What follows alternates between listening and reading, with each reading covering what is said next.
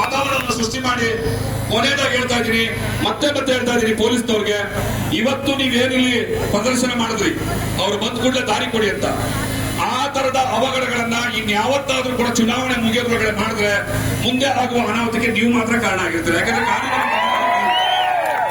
ಇಲ್ಲಿ ಕಾನೂನು ಭಂಗ ಮಾಡಿದ್ ನೀವು.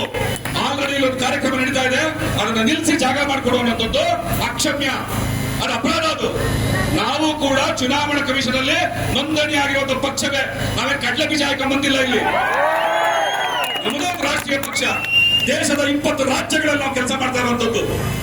ಇವತ್ತು ಕೇವಲ ಒಂದು ಆಡಳಿತದಲ್ಲಿದ್ದಾರೆ ಅಂತ ಒಂದೇ ಒಂದು ಕಾರಣಕ್ಕೆ ಹಿಂಗೆ ಕರ್ಕೊಂಡು ಬಂದ್ಬಿಟ್ರೆ ನಾವು ಪಕ್ಕಕ್ಕೆ ಬರ್ಬೇಕಾ?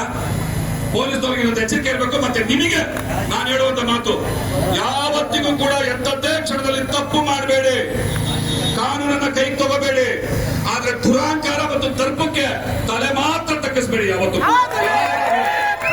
ಅದು ಯಾರೇ ಆಗಿರ್ಲಿ, ದುರಾಂಕಾರ ದರ್ಪಕ್ಕೆ ತಲೆ ಮಾತ್ರ ತಗ್ಗಿಸಬೇಡಿ.